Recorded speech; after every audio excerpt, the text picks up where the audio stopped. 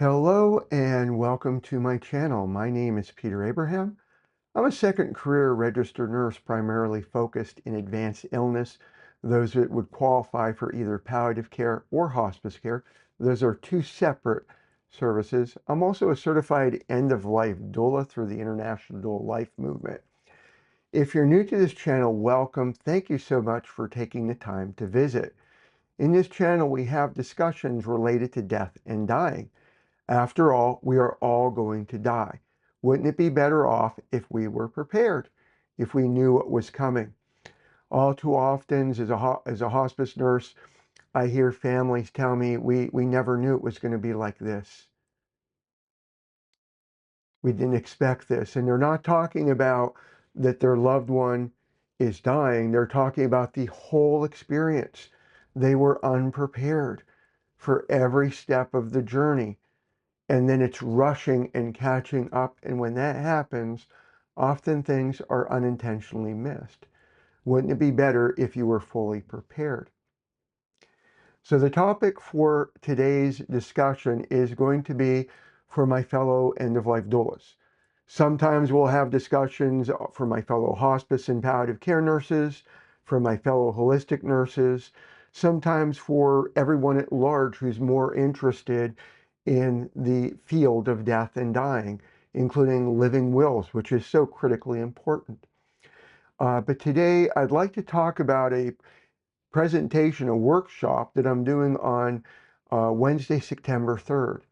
So the date of this filming, this is Labor Day, Monday, September 1st, in Madison County, Kentucky. And while I did publish a video for today, this is going to be an additional video for this week. I've been trying to publish Monday, Wednesdays, and Fridays, but I thought I'd just share with those who have been following me, what do you do to prepare for a workshop or a presentation in terms of getting out there in the community, which I believe is so critically important for you to build your doula practice. So before I go into today's topic, I like to take just a few moments to talk about building resilience. We live in a world where whether you're dealing in end-of-life care or you're just living, life hits you when you least expect it. It could be that somebody said the wrong thing. It could be a pet. And to me, pets are so close to being family. To me, we treat our puppies as if they are.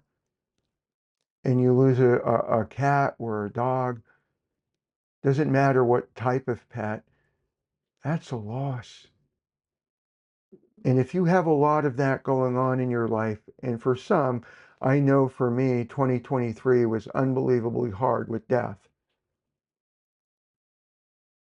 That could be earth-shattering. I strongly believe that resilience, it's not the magic pill, there's no such thing, but it really helps us to bounce back faster. So to me, there are three pillars. We focus on the third in this channel, but for full disclosure, for me, pillar one is faith in Christ Jesus. Pillar two is forgiveness. I strongly believe we need to forgive everyone in every situation. We shouldn't be carrying. It's our burden that we're carrying. It's not them. They don't even, the people that we haven't forgiven, they don't give anything, fill in the blank. They don't care. They're not impacted. If we don't forgive, we're the ones carrying the burden. But on the gratitude part, which is pillar three, so what are you grateful for? So I am grateful that the Madison County Library, both the Berea and the Richmond branch, allow for people like myself to reserve a space. And they have several areas that can be reserved. They provide the audio, video equipment. I just have to bring my laptop. But they provide the space for events like this. I'm thankful for that. I know that Sandy Adams with Just Love Coffee would probably, I've not asked, but would probably have hosted the event as well. I just wanted more room, and in this particular case, wanted to have audio video equipment I don't yet own. But I'm thankful for Sandy Adams, Just Love Coffee, and her husband Bill. They really promote small businesses in the area. So does Helen, who has Mama Bear Injury Lawyer. So I'm so thankful for our community. I'm thankful for everyone who buys and reads my books. Um, I just closed out August, for lack of better words, in terms of looking up the book sales and the royalties of 538 books, all different types of the different series that I wrote.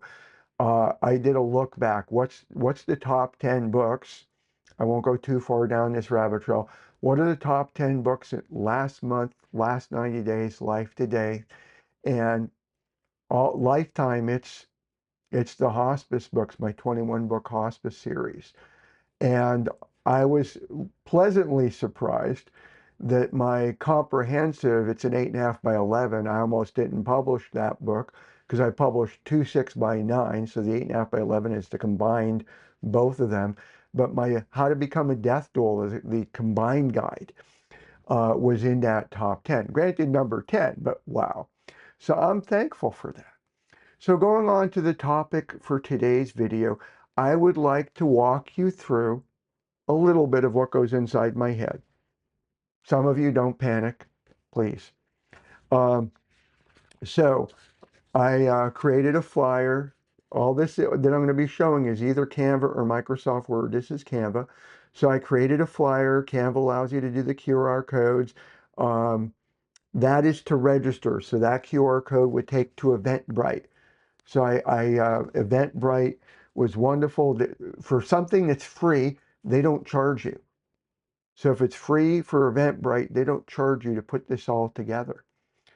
And so I went through Eventbrite to do that. Now, I'm considering a future workshop where I'm debating free or very low price to do the very basic Kentucky living will. It's 8 pages, back and forth, so to speak, double-sided.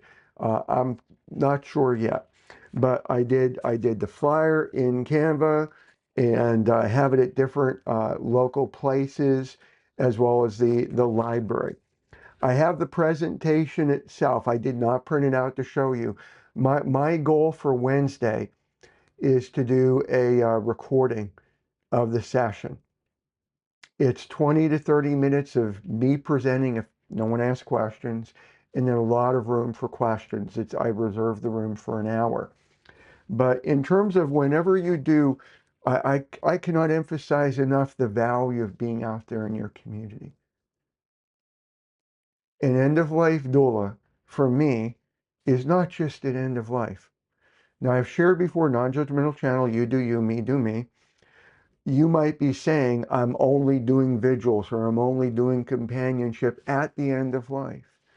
But you have the opportunity, advanced directives, which you really should dig in. And I cannot endorse Pam Carter from the International Life Movement. She does an excellent job at teaching advanced directives.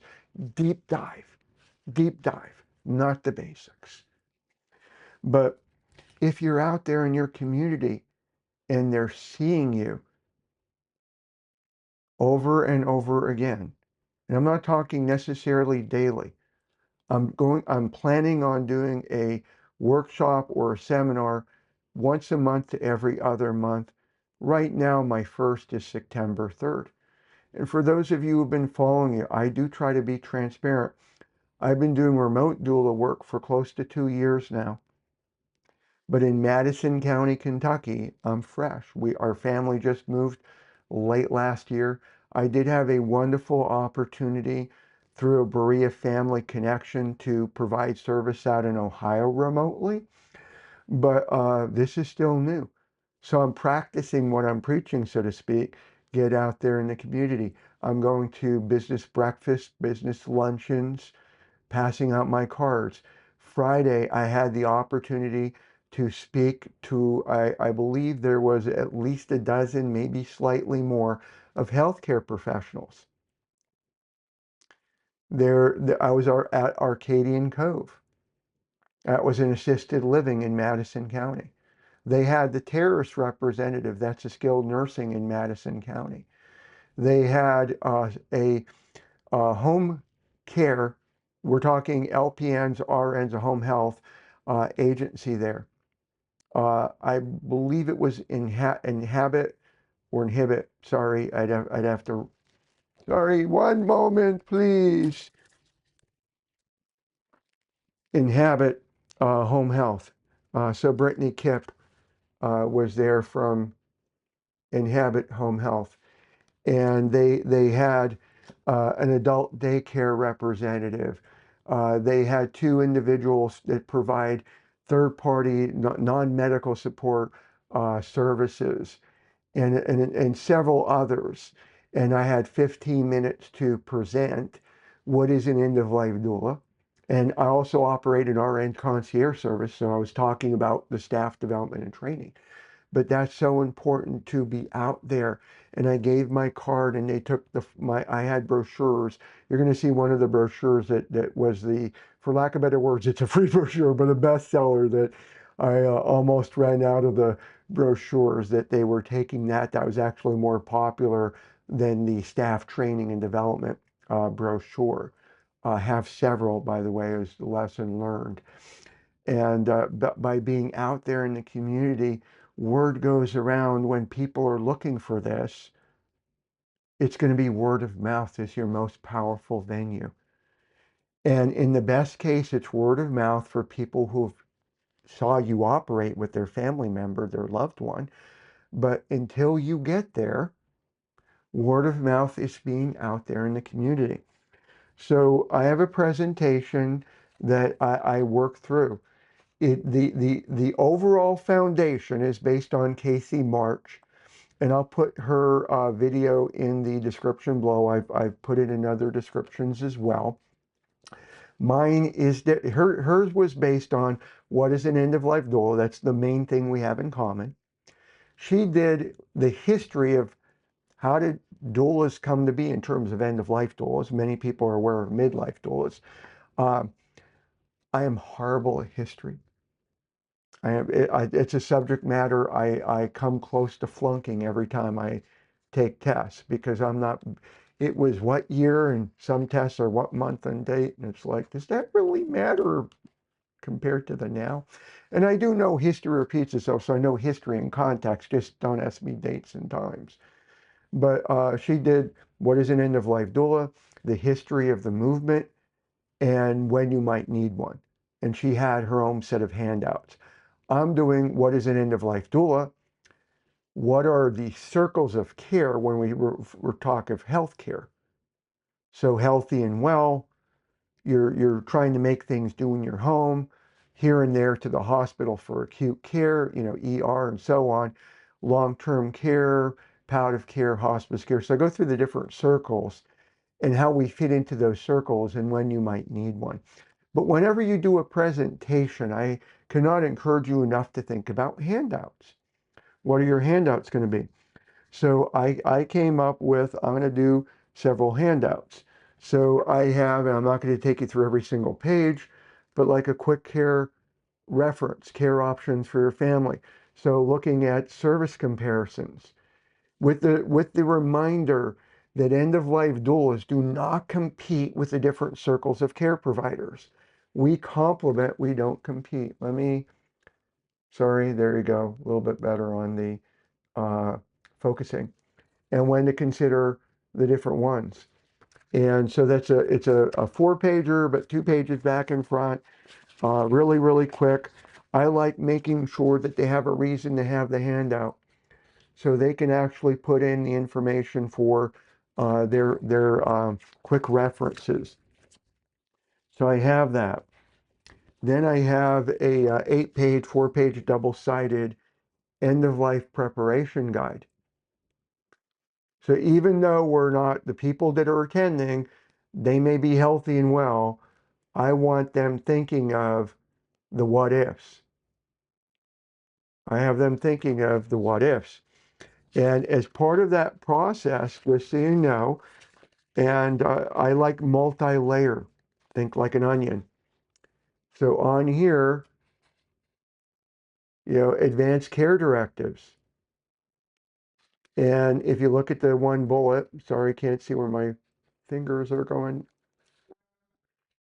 right there. You don't need a doctor or attorney for basic documents, but a specialized, trained doula can help you. And so that's one for a handout as well. And then last, in terms of the handouts, and I'm relatively happy with how this turned out. An infographic for what is an end of life doula. And I was like super thrilled. This is Canva. Um, I ended up doing the background generator tool to try to get the shadow boxes, and it was like a wow. And then last, I mentioned brochures. I have what I call my senior care brochure. So that's from Pennsylvania. That's one of my testimonials. And for full disclaimer, that's as a hospice nurse, but I'm the same person whether I'm the hospice nurse or the doula. And then it has, not that I'm anything to look at, but be normally like in resumes, they kind of tell you don't use your picture. But in talking to different professionals in this field, because it is touchy-feely, not in that way, I thought it would be better. And then on this side, QR code to the About Us. And then on the inside, um, just going over uh, advocacy.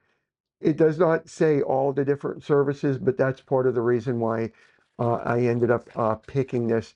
I do have one brochure that lists the different services, but one of the lessons I just learned the other week, and thankfully I'm almost out of that brochure from the wellness clinic. I shouldn't say wellness, the Will Clinic, is that, whoa, I added wellness checks to my service offering, and I'd have to, like, if I had too many of the brochure printed. And then last but not least, not a handout, you always want to have a sign-up sheet. You always want to have a sign-up sheet when you do these presentations. You can't force them to sign, and you may not be able to read their handwriting. But if you do that, that allows you to just build up, whether you want to say, hey, could I send you a newsletter, or reach out with an email? We had this, I'm so glad that you came. Maybe you give them another, like maybe a PDF version of the handouts. Would you mind if I add you to a newsletter? Would you mind if I call you to set up an appointment to talk about a living will? So it just gives you so much flexibility for that. So I do thank you for your time. I'm glad as I look down at the time for this video, I was trying to keep it short. Don't know if you agree, but if you have any questions, I don't know it all, but I love helping people ask. Let's have a conversation. Thanks. And